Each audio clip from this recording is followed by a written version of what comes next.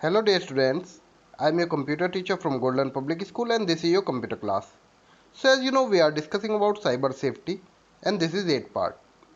In previous part we discussed about some types of malware. So today we will discuss about some more types of malware. So without wasting any time, let's start. So we already discussed about 5 types of malware. So now we will start from number 6. So, number 6 is known as keyloggers. Keyloggers log any keyboard input without you even noticing, which enables players to get their hands on password or other important data such as online banking detail. It records all your keystroke all the time. It means कि जो की logger है ये कुछ इस type से work करता है। ये एक आपका वायरस का या मालवेयर का टाइप है जो कुछ इस टाइप से वर्क करता है कि ये की लॉगर आपको, जैसे कि आप लोग देख सकते हैं कुछ एग्जांपल्स यहाँ पे शो हुए हैं कि की लॉगर्स आपके जो है कीबोर्ड के हेल्प से या जो PS2 टाइप से जो आपके कंप्यूटर में हम पोर्ट होते हैं या USB की लॉगर, ब्लूटूथ की लॉगर, वाईफाई की लॉगर और हार्डवेयर की लॉगर। तो की लॉगर किसी भी टाइप का इनमें से हो सकता है। फॉर एग्जाम्पल अगर आपके कंप्यूटर में कीबोर्ड कीलॉगर है सो इट मीन्स वो आपके कीबोर्ड की सारी एक्टिविटीज़ को कंट्रोल करेगा। जैसे कि अगर आप अपना कोई भी पासवर्ड डालते हैं कीबोर्ड की हेल्प से तो वो उस पासवर्ड को ट्रैक कर लेगा कि आपने किस किस की से क्या पासवर्ड डाला हुआ है। ऐसे ही अगर आप पेन ड्राइव लगाते हैं तो वो आपकी पेन ड्राइव को ट्रेस करेगा, ब्लूटूथ को या वाईफाई की लोगर, वाईफाई के जो पासवर्ड्स होते हैं। सो ये काफ़ी सारी चीज़ों को जो है आपका ट्रैक कर सकता है। सो की लॉगर से बचने के लिए, प्रिवेंट करने के लिए हम लोग ऐसे कर सकते हैं कि फिजिकल कीबोर्ड यूज़ ना करके हम लोग जो आपका स्क्रीन कीबोर्ड है उसको यूज़ करें ताकि कोई उसको ट्रेस ना कर पाए। सो ये कुछ प्रिवेंशन है जिनकी हेल्प से आप जो है की लॉगर से भी बच सकते हैं। Next one is known as dialers. Dialers are relics from a time when modem or ISDN were still used to go online. They dialed expensive premium rates number and thus caused your telephone bills to reach astronomical amounts, which meant enormous financial damage to you, the poor victim who did not even know they were there. Dialers have no effect on ADSL on cable connections, which is why they are mostly considered extinct nowadays. इसका मतलब ये है कि जो डायलर्स है ये एक type का आपका मालवेयर होता था जिसका यूज़ किया जाता था ISDN में। सो ISDN में अगर आप कोई भी कॉल्स करते थे तो क्या होता था, वो आपकी कॉल्स को यूज़ करते थे।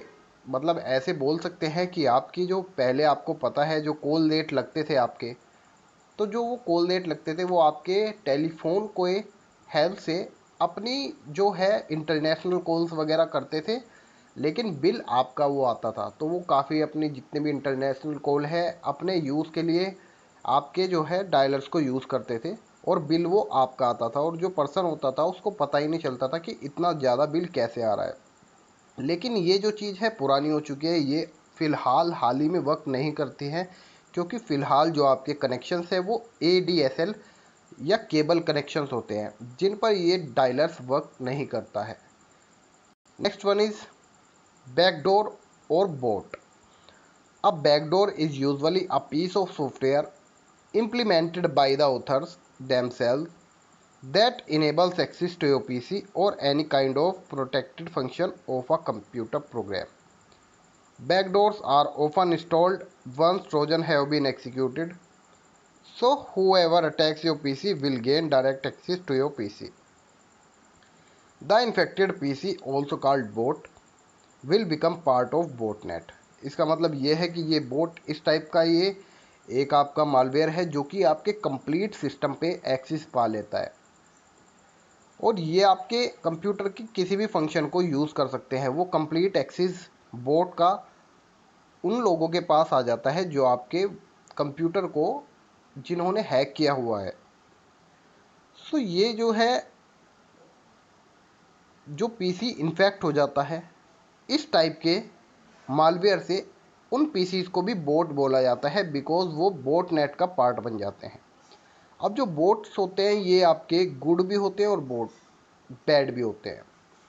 सो गुड बोट्स और बैड बोट्स मतलब आप जो कुछ पर्सन्स होते हैं इनको अच्छे काम के लिए भी यूज़ कर सकते हैं और कुछ इसको हार्म पहुंचाने के लिए भी यूज़ करते हैं। सो जो गुड बोट्स होते हैं like search engine crawling, website health monitoring और वैल्यूरेबिलिटीज स्कैनिंग। सो ये कुछ गुड बोट्स हैं, मतलब जिनका हम एक अच्छे वे में यूज़ करते हैं। और bad bots DDoS, site scraping, comment spam, SEO spam, fraud और वैल्यूरेबिलिटी स्कैनिंग। सो ये कुछ बैड बोट्स के एग्जांपल्स हैं। Next one is exploit. Exploit are used to systematically exploit the vulnerabilities of a computer program. Whoever attacks your PC will gain control of your PC or at least part of it.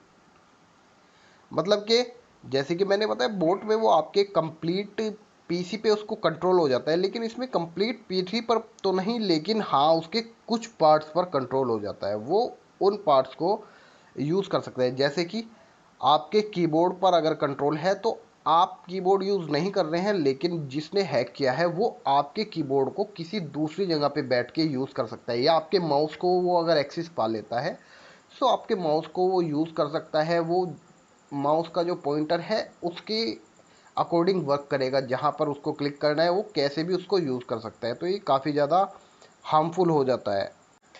Next one is rootkit. Rootkit एक काफ़ी ज़्यादा harmful malware हो जाता है। A rootkit mostly consists of several parts that will grant unauthorized access to your PC. Plus, process and program part will be hidden. They can be installed or instanced through an exploit or a trojan. मतलब root kit जो है ये भी काम सब malware का एक ही होता है कि किसी भी तरीके से हार्म पहुंचाना, लेकिन इनका वर्क करने का तरीका अलग होता है। सो रूट किट में भी यही होता है कि वो आपके पीसी की जो है अनऑथोराइज एक्सेस उनको जो है मिल जाती है। सो कोई भी जो है हिडन जो फाइल्स हैं उनको वो लोग देख सकते हैं और वो कोई भी सॉफ्टवेयर इंस्टॉल कर सकते हैं आपके कंप्यूटर में अपनी नीड के अकॉर्डिंग और उनको यूज़ कर सकते हैं। सो ये भी काफ़ी डेंजर होता है। नेक्स्ट वन इज, अब as you can see it is showing 4 different names, rocks, scareware, PUPs और POS। So these are some name. So ये सब एक के ही नेम है। अब मैं इसका नेम स्केयरवेयर ज़्यादा रिकमेंड करूँगा because rock software pretend to be a security software.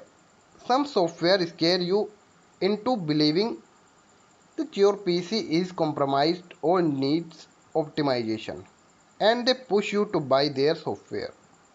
Often fake warnings are used to make you purchase the security software, which the pirates profit from. Potentially unwanted programs do the same more or less. They serve no real functions as such. इसका मतलब ये है कि ये स्केयरवेयर कुछ इस type का ये जो है वायरस है आपका, ये मालवेयर है जो डराता है यूज़र को या विक्टिम को डराता है। डराने का मतलब आप ऐसे समझ सकते हैं कि आपने कोई वेबसाइट ओपन करी तो उस वेबसाइट पे आपको ये वार्निंग शो करेगा कि आपका जो कंप्यूटर है वो इन्फेक्ट हो चुका है वायरस से और उसमें जो है वायरस आ चुका है। तो आपको ये कुछ टाइम्स दिखा देता है कि ये 10 सेकंड का आपके पास टाइम है वरना आपका कंप्यूटर का सारा डेटा हैक हो जाएगा। सो ये आपको एक टाइम दिखाएगा और कोई भी एक सॉफ्टवेयर आपको वहाँ पे दिखाएगा कि this is a antivirus software, कि आप इसको जल्दी से डाउनलोड कर लीजिए। सो आप जल्दी में उसको सॉफ्टवेयर को एंटीवायरस समझ के या प्रोटेक्टिव सॉफ्टवेयर समझ के डाउनलोड कर लेते हैं, लेकिन वो असल वायरस वो ही होता है। ये जो वार्निंग शो होती है कुछ भी नहीं होती, ये सिर्फ डराने के लिए होती है और वो आपको डराकर जो सॉफ्टवेयर इंस्टॉल करा लेते हैं वो ही आपका एक्चुअल में वायरस होता है। उसको आप जैसे ही आप डाउनलोड कर लेंगे तो क्या होगा, वो आपका सारा जो है डेटा उनके पास चला जाएगा, वो अपने अकॉर्डिंग उस डेटा का मिसयूज़ कर सकते हैं। सो वो आप लोगों से ही आपके कंप्यूटर में वायरस को इंस्टॉल करा रहे हैं। So this is a type of scareware. Next one is ransomware. Ransomware is a type of malware that locks your files, data, or the PC itself and exploits money from you in order to provide access. This is a new way of malware rise to collect funds or their illegitimate activity on the web. So ransomware भी काफ़ी ज़्यादा dangerous की category में आता है। इसका use पैसे लेने के लिए किया जाता है, मतलब आप लोगों का डेटा वो चोरी करेंगे या आपके डेटा को हैक करेंगे और डेटा को हैक करके आपको वो बताएंगे कि आपका जो डेटा है या कंप्यूटर है वो हैक हो चुका है और वो डेटा हमारे पर है और हम उस डेटा को लीक कर सकते हैं या उसका मिसयूज़ कर सकते हैं। सो आप हमें पैसे दें ताकि हम आपके जो डेटा को है मिसयूज़ ना करें। तो इसका आप जैसे कि देख सकते हैं वार्निंग यहाँ पे एक आपको राइट हैंड साइड में शो हो रही है। सो ये एक एग्जांपल है किसी पर्सन का, ये कंप्यूटर हैक कर लिया गया है और उनको यहाँ पे वार्निंग दी गई है, your personal files are encrypted, कि आपकी जो पर्सनल फाइल्स है वो इनक्रप्टेड है। और ऐसे कि आप देख सकते हैं यहाँ पे टाइम शो हो रहा है, ये एक 12 घंटे की वार्निंग शो हो रही है कि आपके पास 12 आवर्स का टाइम है। आपकी जितने भी फ़ोटोज़ हैं, डॉक्यूमेंट्स हैं, आप पढ़ सकते हैं। ये लिखा हुआ है कि ये सारे हमारे जो है अंडर में हैं। अगर आपको इनको वापस लेना है तो इन्होंने यहाँ पे देखो काफ़ी सारी वेबसाइट्स के लिंक दिए हैं, तो आपको इनमें से किसी भी एक वेबसाइट को ओपन कर लेना है। ओपन करने के बाद वहाँ से आपको टोर ब्राउज़र जो है डाउनलोड करना है। ये लोग ये बताएंगे कि आपको टोर ब्राउज़र डाउनलोड करना है। देन टोर ब्राउज़र डाउनलोड करने के बाद ये सेकेंड आप लिंक जैसे कि देख सकते हैं, ये एक लिंक है। और जैसे कि जनरल जो वेबसाइट्स होती हैं उनमें .com या .org इस टाइप की वो वेबसाइट .in, मतलब ये वेबसाइट्स आपकी होती है। लेकिन ये वेबसाइट कुछ भी ऐसी वेबसाइट नहीं होती है, इसमें लास्ट में .onion लिखा होता है। सो ये वेबसाइट्स आपसे ओपन कराएंगे। सो जैसे ये वेबसाइट्स आपसे ओपन हो जाएगी, ओपन होने के बाद यहाँ पे आपको ये लास्ट में आप देख सकते हैं काफ़ी सारे कोड्स यहाँ पे शो हो रहे हैं।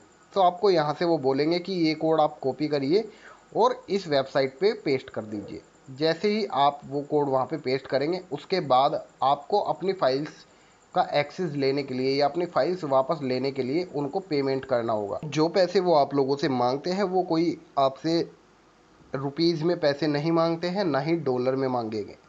सो जो आपको उनको पेमेंट करनी होती है वो ना रुपीज़ में होगी, ना किसी भी डॉलर में या किसी अदर उसमें करेंसी में, वो क्रिप्टो करेंसी में आपसे मांगते हैं। वो आपसे क्रिप्टो करेंसी मांगेंगे कि आपको ये क्रिप्टो करेंसी हमारे जो है अकाउंट में ट्रांसफ़र करनी होगी। अब क्रिप्टो करेंसी जिन लोगों को नहीं पता मैं बता देता हूँ, ये एक डिजिटल करेंसी होती है जिसको हम लोग परचेज़ कर सकते हैं, सेल कर सकते हैं। इसको अलग इसकी जो है एक मार्केट होती है। सो क्रिप्टो करेंसी ये ऑनलाइन करेंसी है। सो इस करेंसी को वो इसलिए यूज़ करते हैं क्योंकि इस करेंसी को ट्रेस नहीं किया जा सकता है। अगर आप कहीं पे पैसे ट्रांसफ़र करेंगे तो कुछ अकाउंट नंबर या कुछ इस टाइप का आपको मिलेगा, तो जहाँ से आप लोग इजीली ट्रेस कर सकते हैं उस पर्सन को। लेकिन अगर क्रिप्टो करेंसी आप सेंड करते हैं तो उसको हम ट्रैक भी नहीं कर सकते, तो इसीलिए वो लोग क्रिप्टो करेंसी को मांगते हैं ताकि उनको ट्रैक ना किया जा सके। तो जब आप उन लोगों को पेमेंट कर देंगे, अब वो उनके ऊपर है कि वो आपकी फाइल्स को मिसयूज़ करते हैं या नहीं करते हैं। तो कुछ इस टाइप से वो लोग आपसे जो है पैसे मांग सकते हैं कि आपको इतने पैसे उनको देने ही पड़ेंगे। So these are some most common malwares. I hope this video will help you a lot to understand about malwares. So students, stay healthy, stay safe, and thank you so much.